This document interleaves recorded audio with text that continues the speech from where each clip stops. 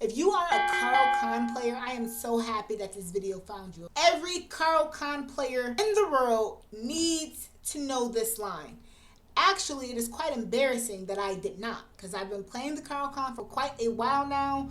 Maybe was the first opening I learned for black when I got back into chess, March of 2025. So literally I've been playing this opening for just over a year now, and I completely overlooked this line. This was absolutely devastating in my most recent tournament, playing a Caro-Kann and letting my opponent get this stupid trick off that as a Caro-Kann player, I am just simply supposed to know. So if you are a Caro-Kann player, this video is for you. If you played a Caro-Kann, you must know this trick. I cannot believe that I allowed my opponent to get this off against me in the game, chat. This is absolutely insane. Okay, let me show y'all exactly what went down. My opponent starts off with the move e4. I respond with my Caro-Kann, right? c6, d5. My opponent's second move was knight to f3. d3. This is a typical book move. I immediately capture his e-pawn. He moves his knight forward. In this position, I'm thinking, he's gambiting a pawn. He'll get a lead in development, but I believe that I could take this back. The thing is when you play the Caro-Kann, everybody thinks that their trick is going to work. Everybody has a trick up their sleeve. Everybody has a line for white that they play about the Caro-Kann. It's like more than any other openings that I play. When you play the Caro-Kann, everybody want to get their tricks off. There's a boatload of tricks in the Caro-Kann, and I cannot believe that I played right into this one. I actually like letting people overextend themselves. A lot of times they'll play a move like h4, then they want to do h5, and all of this. They'll push all these pawns. I actually like walking people into those lines when I played the Caro-Kann. What they find is they overextend themselves, and that line that they're trying to trick you with usually doesn't amount to anything. So I actually like when people try all these tricks and gimmicks at the Caro-Kann, because if you are a Caro-Kann player and you play the Caro-Kann soundly and you know what to do in response, well, white's trickly lines, if you play it correctly, will fail. So I actually like that he made the move knight to g5. I had no problem with that. Now the question became, am I going to take this pawn or not? Or let him take back, or push the pawn forward? There were many different options that I would do. But me and my coach, just as recently as last week, had a conversation about gambit. So I can't believe this happened to me. And I cannot wait to see him later on today so we can have another conversation about gambits. Because I want to know, why did this happen to me? Why did I not see this coming? But anyway, I decided to take the pawn on d3. Completely fine. Yes, he gets a lead in development, but I am up a pawn. You get a lead in development, I'm up in material. That's the argument, right? I'm sitting at the board, I don't know the line. I know f7 is the weak point. I know f7 is what white is coming for, but I don't quite see what success he'll have. I'm looking at it, I'm like, okay, the knight gonna take f7, I'm gonna take back, but I didn't see the line all the way through. It's like I walked right into his line thinking that I was safe because I did not see it. But that's the whole point of a trick. That's the whole point of a trap. I'm kind of pissed. I'm pretty pissed that I walked right into this trap. You know, I can't wait to talk to my coach about it, because I feel like this is something that I should have been able to see, even if I've never seen this trick or this line before.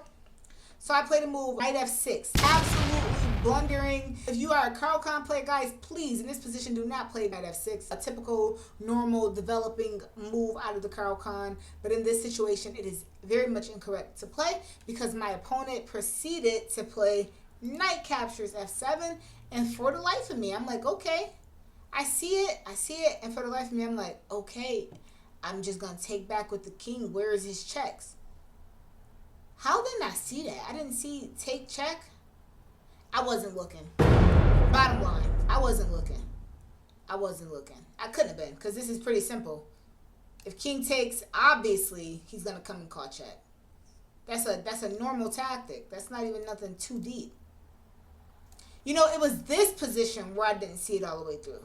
In this position, I already calculated knight takes, king takes, bishop here, but I didn't see the queen takes my queen.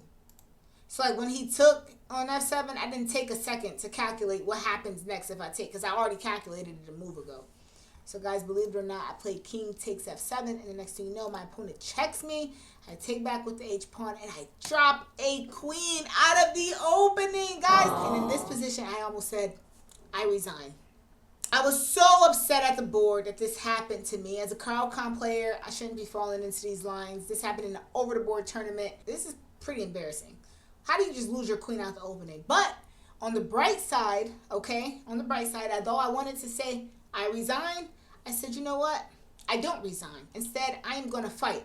Okay, you had a line prepared. You had this tricky line prepared. But let's see if you know how to play chess. In this position, it's obvious I'm completely lost. But this guy, he won a queen out the opening and didn't even know how to win a game.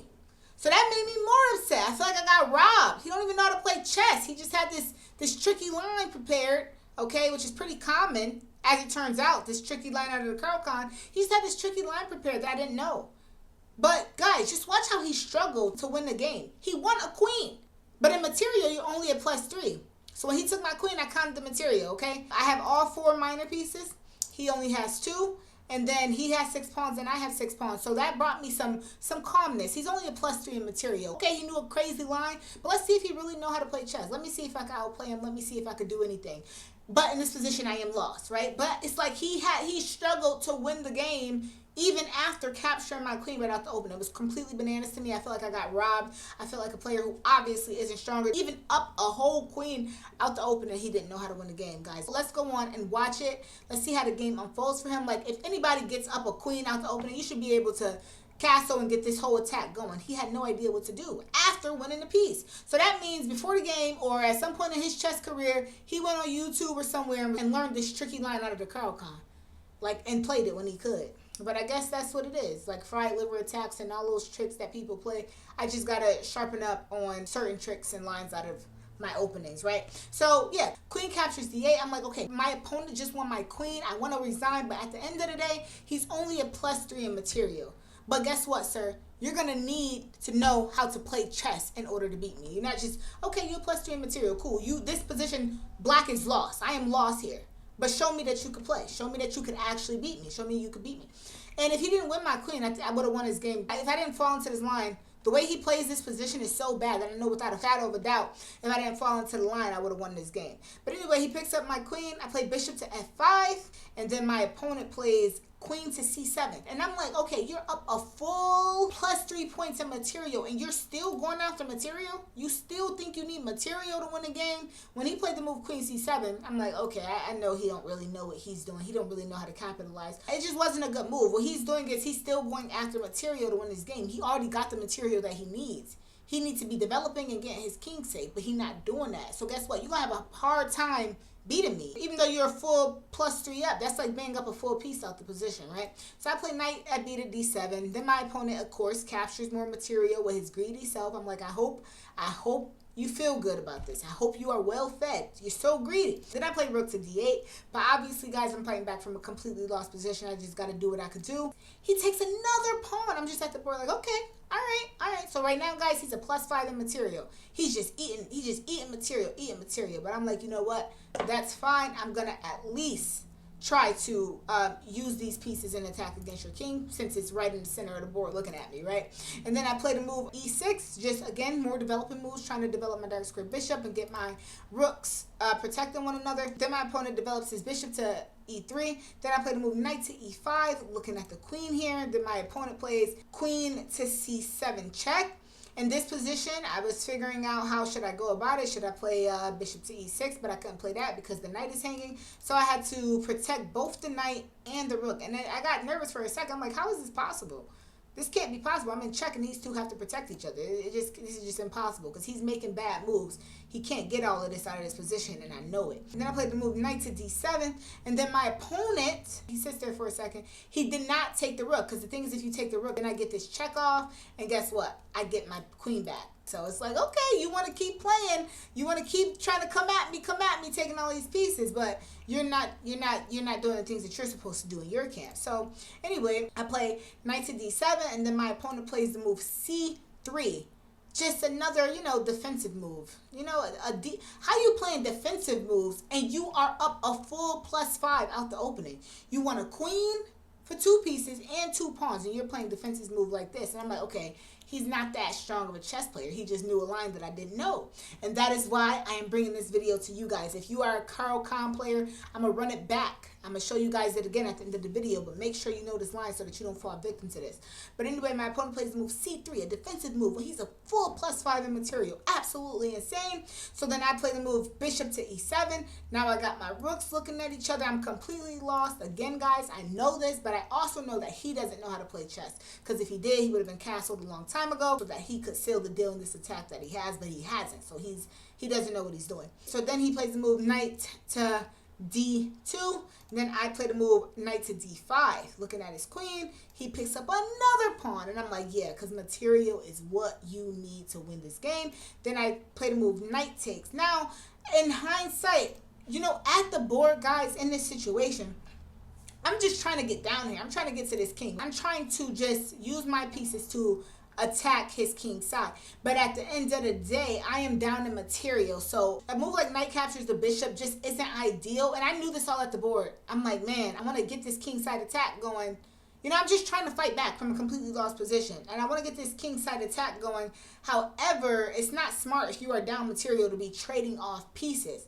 But I'm like, if I'm going to have any chance at anything, at getting my rooks along these files here and have any chance at his king, you know, I got to get down there. So what I should have played was knight to e5, right?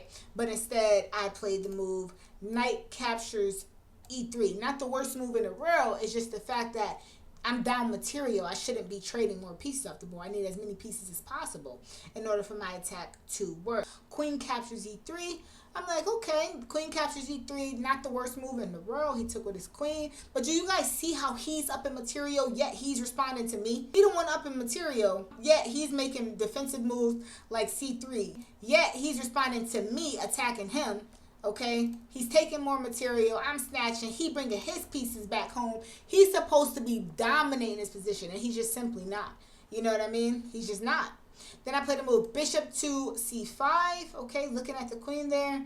Just again, guys, trying to get some type of attack going, trying to see if I could do anything. You know, I could have just resigned, but I'm like, you know what? I'm going to see if he know how to play chess. And honestly, guys, I was not impressed with the chess that I saw because he knew a line out the opening, but he did not capitalize on it in a beautiful way at all. Queen f4. I played the move e4. Then he played his queen back. You guys see how he's responding to me? He's running for me. I'm down so much material, yet you're running for me. You know, that's what made me feel like I got robbed this game, because it's like, man, if only I gotta know my lines, I gotta know my openings, I gotta understand what's going on here, because, you know, if this was just an even middle game, I would have completely outplayed this guy. Look, he's up all this material. Yeah, he responded to me. Bishop c5, he runs. e5, he runs. Then I play the move knight to f6. You know what I'm saying? I'm the one walking my pieces down, and you're up in material. That's insane to me. And then he plays the move g4, completely hanging his pawn. Completely hanging his pawn. And in this position, I'm like, what do I do? I was considering 3 moves. I was considering bishop takes, knight takes, and e4, right? Ultimately, I decided on knight takes g4. The computer liked e4. e4 was best. Guys, after e4, check this out, y'all. He up all this material, y'all. Y'all see the eval bar. He's better by 3.1 whole points. After e4, he's only better by 1.9 points. It's not showing because I already got the game into the computer. But if I play e4, he doesn't even have the advantage he had if I played e4. But I didn't play e4. I actually, I took the pawn. Knight takes. Guys, if I would have played e4, he only would have had an advantage by 1.95 after winning a queen out the opening. He doesn't even know how to play chess. He just had a memorized line that I didn't know, that I walked right into, guys. So this was a brutal game, and again, that's why I'm making it for you all. If you play the Caro-Kann, please know this line so that this does not happen to you. Knight takes g4. My opponent plays knight to e4. By this point, guys, I just totally do not respect his chess. I just don't respect it. I just feel like, you know, you had a line memorized, so you're winning this game. You're probably gonna win this game, but I don't respect it. At this point, my clock is ticking. I don't have much time left. I was considering knight takes or rook takes, you know, picking up this pawn here. But I was also considering just taking this pawn on e2 here. Again, everything just trying to go at this king.